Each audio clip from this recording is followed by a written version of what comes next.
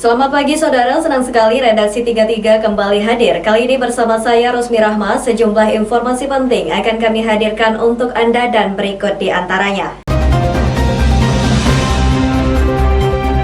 Di sela-sela berita-berita demonstrasi mahasiswa menentang Undang-Undang Cipta Kerja, kasus kematian warga terinfeksi virus corona di kota Samarinda ternyata belum menunjukkan tren mereda. Bahkan kini sudah 192 jenazah yang dikuburkan di pemakaman khusus pasien COVID-19 di Serayu, Tanah Merah, Samarinda Utara. Sebanyak 192 jenazah yang dikuburkan dengan protokol COVID-19 itu terdiri dari pasien-pasien yang positif maupun probable. Kasus probable terjadi karena pasien meninggal dunia sebelum adanya hasil swab yang proses pengujiannya di laboratorium memakan tempo waktu hingga beberapa hari.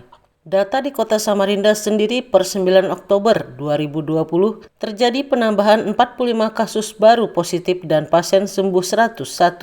Sehingga akumulasi pasien terpapar virus selama masa pandemi sejak bulan Maret lalu sudah 3.247 orang. Total pasien sembuh 2.338 orang dan total pasien positif meninggal dunia 132 orang. Jumlah pasien positif yang masih dirawat secara mandiri maupun di rumah sakit ada 777 pasien. Pasien meninggal dunia yang diumumkan Satgas Penanganan COVID-19 Kalimantan Timur Jumat kemarin ada 10 orang dan 5 diantaranya di kota Samarinda. Kelimanya dimakamkan dengan protokol kesehatan. Assalamualaikum warahmatullahi wabarakatuh. Selamat sore. Hari ini tanggal 9 Oktober 2020, tepat pukul 16:30 kami dari tim Satgas Penanganan COVID-19 Kota Samarinda melakukan prosesi pemakaman ke 191 dan 192 kepada 2 jenazah. Jenazah pertama berasal dari Rumah Sakit Iqa Muiz dengan inisial YP, berjenis kelamin laki-laki, beragama Kristen Protestan, dengan hasil swabnya terkonfirmasi positif 19. Sedangkan jenazah kedua berasal dari Rumah Sakit Abdul Wahab Sarani dengan inisial NK, berjenis kelamin perempuan, beragama Islam, juga terkonfirmasi positif COVID-19. Oleh karena itu saat ini sedang dilakukan pemakamannya secara protokol COVID di Pemakaman Umum Serayu, Tanah Merah, Samarinda.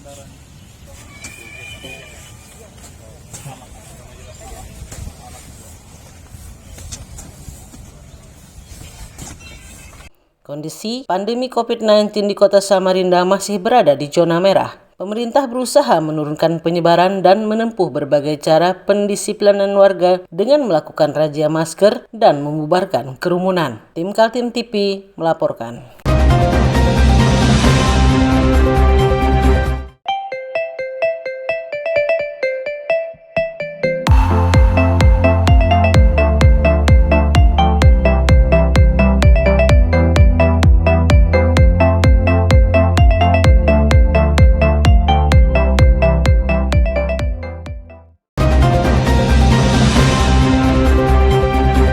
Aksi demonstrasi mahasiswa menolak Undang-Undang Cipta Kerja berbuntut protes dari 3 organisasi kewartawanan di Kalimantan Timur, AJI, PWI, dan IJTI. Ketiga organisasi menyayangkan terjadinya insiden kekerasan aparat kepolisian terhadap wartawan yang sedang melakukan liputan. Peristiwa itu terjadi Kamis 8 Oktober saat polisi sudah membubarkan massa yang melakukan demonstrasi di depan gedung DPRD Kaltim. Suasana mulai tidak kondusif karena terjadi lemparan benda-benda keras. Polisi mengamankan sekitar 12 orang peserta unjuk rasa dan membawa ke Mapolresta Jalan Slamet Riyadi, Karangasem. Para demonstran yang mengetahui rekan-rekannya ditangkap mendatangi Mapolresta dan meminta agar polisi melepaskan. Saat itulah suasana memanas yang berbuntut nyaris bentrokan. 5 wartawan yang datang meliput di Mapolres mendapat tindakan represif dari petugas kepolisian. Ada yang mengaku dijambak, diinjak kaki, dihardik dengan kata-kata kasar dan meminta menghapus video hasil rekaman. Sikap IJTI Kaltim terkait kasus represif yang dialami oleh teman-teman jurnalis ini. Ya, saya sebagai IJTI Kaltim ya ikut prihatin ya dengan peristiwa yang terjadi pada teman-teman kita. Saya berharap bahwa ini pertama dan terakhir, dan tentunya ini harus diselesaikan secara tuntas persoalan ini.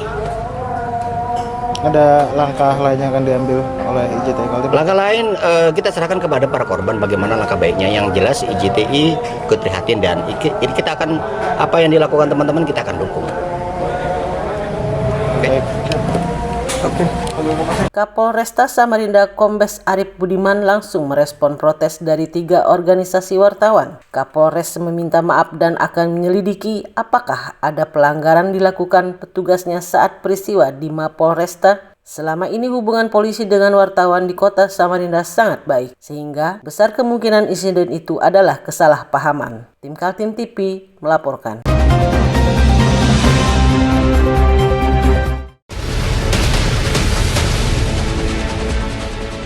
Mari kita memerangi virus corona dengan mematuhi imbauan pemerintah. Stay at home.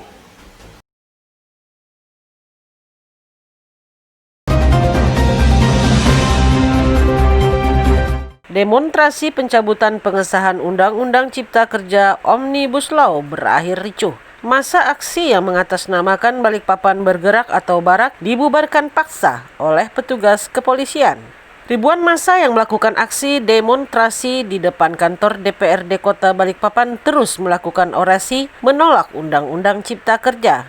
Aksi demo yang dimulai sejak pukul 4 sore ini dibatasi oleh petugas dengan kawat berduri. Masa aksi yang masih terus bertahan hingga sore hari akhirnya dibubarkan paksa oleh petugas kepolisian dari Brimob Polda Kaltim dengan menembakkan gas air mata. Sempat terjadi lemparan oleh massa ke petugas kepolisian yang berjaga saat aksi demo digelar. Kapolresta Balikpapan yang mencoba mengamankan bentrokan yang terjadi membuat Kepala Kapolresta Balikpapan harus diperban lantaran terkena lemparan suatu benda. Dari bentrokan yang terjadi, satu pendemo digiring petugas kepolisian untuk diamankan. Namanya demokrasi, mereka juga menanjungkan tuntutannya, kita juga mengamankan. Kita atas nama negara tidak bakalan kalah sama siapapun, tapi kita juga melindungi mereka juga, melindungi aset-aset negara yang sudah dibangun. Kantor tidak boleh didudukin, mereka maunya mendudukin, ya. Makanya kita bubarkan. Dan ini waktunya sudah malam. Ya. Balikpapan masih dalam situasi pandemi COVID, zona oranye. Dari merah ke oranye kan turun, jangan sampai ada klaster. Masa aksi akhirnya membubarkan diri setelah dipukul mundur oleh petugas kepolisian dari Satuan Sabara dan Brimob Polda Kaltim. Muhammad Idris melaporkan dari Balikpapan.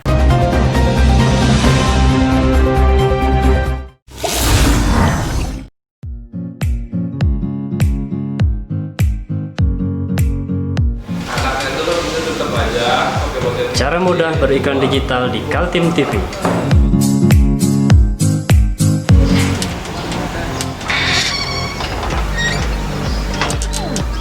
Yang pertama, jadilah sahabat Kaltim TV.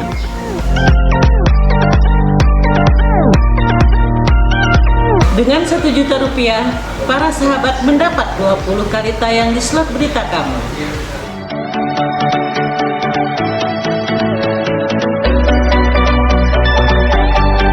Dengan 20 detik dapat menjangkau 20.000 penonton. Anda beruntung karena mendapat kesempatan perdana dari kami. Ayo jadilah sahabat Kaltim TV.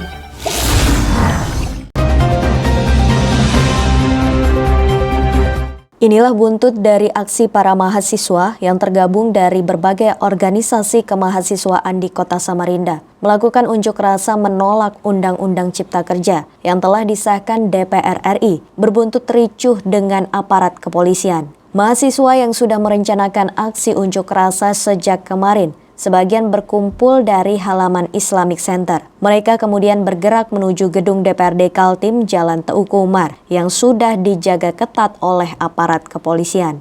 Polisi memasang kawat berduri dan sejumlah peralatan anti huru-hara. Awalnya hanya berisi orasi-orasi, namun tiba-tiba ada yang membakar ban dan menghalau kawat berduri yang dipasang polisi. Karena masa menuntut masuk ke dalam komplek DPRD Kaltim untuk menemui para wakil rakyat, polisi kemudian berusaha menghalau dengan menyemprotkan kerumunan dengan air bersih. Masa terlihat kucar-kacir dan ada yang terluka. Salah seorang aktivis mengatakan mereka ingin berdialog dengan anggota DPRD Kaltim, kemudian meminta anggota dewan menolak UU Omnibus Law Cipta Kerja. Hanya saja sampai sore hari tidak ada anggota DPRD yang keluar menemui mereka.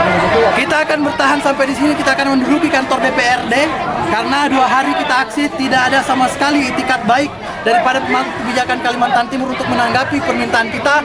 Maka hari ini kita di DPRD Kaltim akan menduduki sampai malam hari. Aksi menolak Undang-Undang Cipta Kerja ini terjadi juga di Balikpapan, Penajam Pasir Utara, Sangatta, dan Bontang. Tim Kaltim TV, Hardin dan Heriman melaporkan.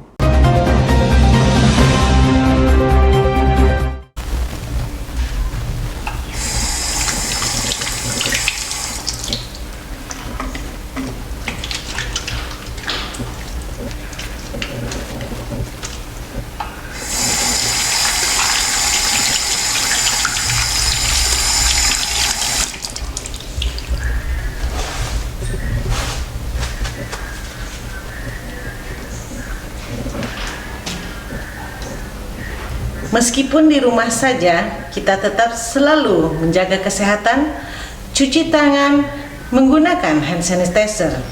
Ingat, mulailah dari diri sendiri.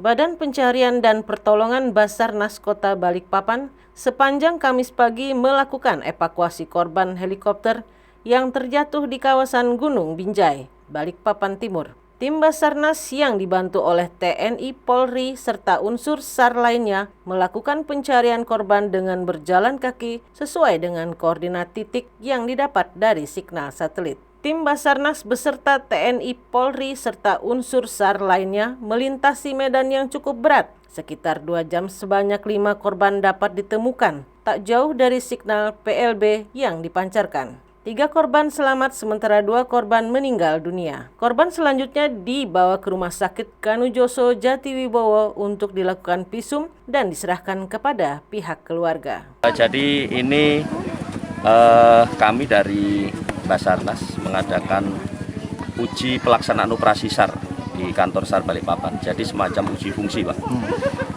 Kami dari Direktorat Operasi ingin memastikan bahwa pelaksanaan operasi SAR yang dilaksanakan oleh kantor SAR Balikpapan ini sudah sesuai dengan standar operating procedure yang sudah ditetapkan oleh Basarnas, sehingga kami perlu terus melakukan uji fungsi untuk menjaga kualitas operasi, untuk memastikan bahwa operasi sudah dilaksanakan sesuai dengan aturan-aturan yang berlaku sehingga hasilnya maksimal. Pelayanan operasi SAR oleh kantor SAR Balikpapan kepada masyarakat bisa diberikan secara maksimal. Dan sebenarnya uji pelaksanaan ini tidak hanya di Balikpapan, tapi juga di seluruh kantor SAR di Indonesia. Dalam evakuasi korban helikopter yang dilakukan oleh tim Basarnas dan unsur TNI Polri merupakan simulasi dan uji pencarian dan pertolongan yang dilakukan pihak Basarnas selama 3 hari. Muhammad Idris melaporkan dari Balikpapan.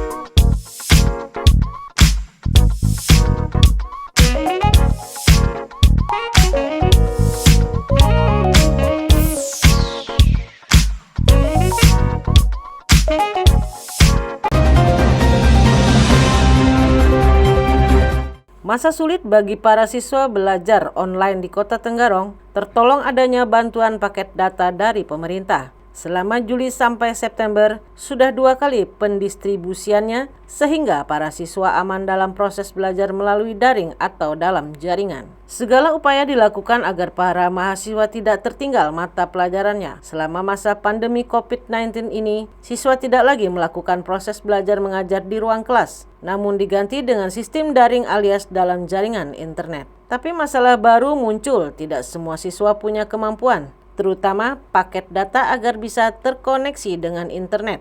Karena itu, Akhirnya pemerintah membantu biaya pulsa kepada siswa, termasuk juga para guru yang anggarannya diambil dari BOS atau biaya operasi sekolah. Jadi untuk melengkapi sarana pembelajaran daring, jadi melalui anggaran dana BOS, jadi sekolah kami sudah mendistribusikan subsidi pulsa, paket data maksudnya ini, ini 2 kali.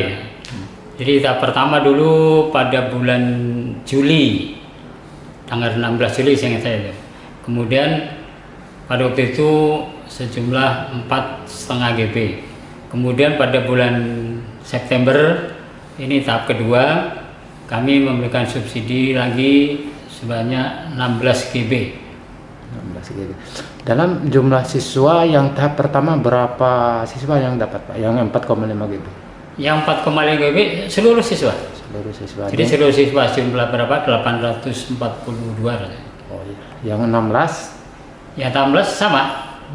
Tahap kedua kan? Tahap yang 16 GB juga seluruh siswa kami.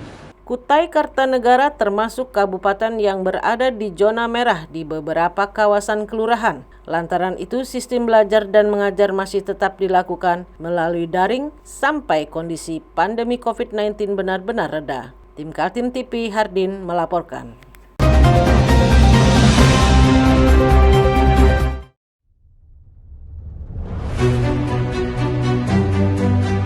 Untuk hari ini kita ada kegiatan untuk membungkus sembako untuk dibagikan ke masyarakat yang membutuhkan karena COVID-19 ini. Semoga kita sukses semua. Harus kerjasama yang bagus. Pancasila! Pancasila! Pancasila!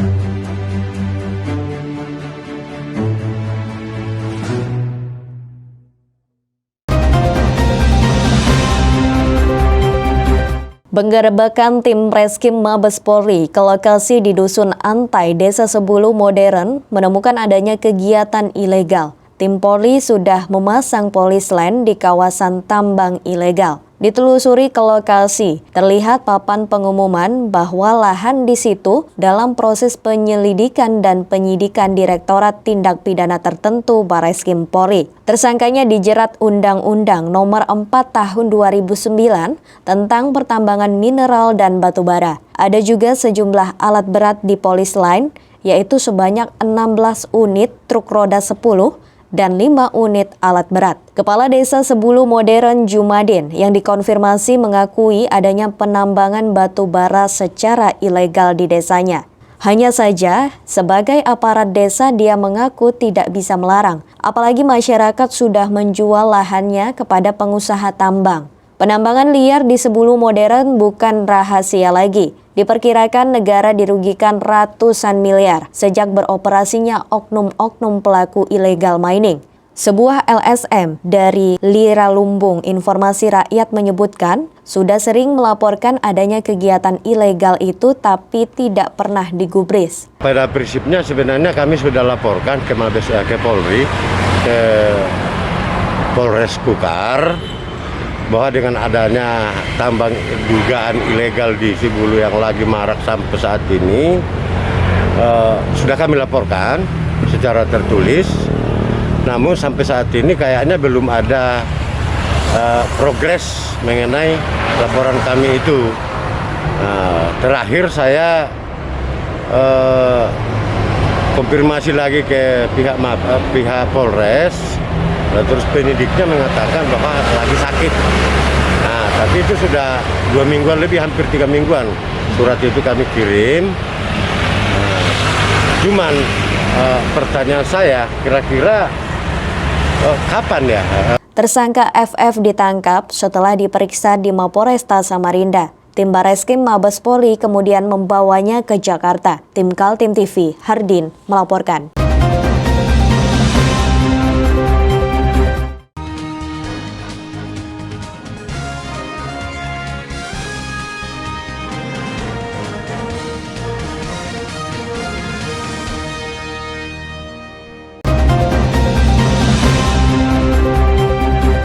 Berita tadi sekaligus menutup perjumpaan kita kali ini. Akhirnya saya Rusmi Rahma dan seluruh kerabat kerja yang bertugas mengucapkan terima kasih atas perhatian Anda. Selamat pagi, selamat beraktivitas dan sampai jumpa.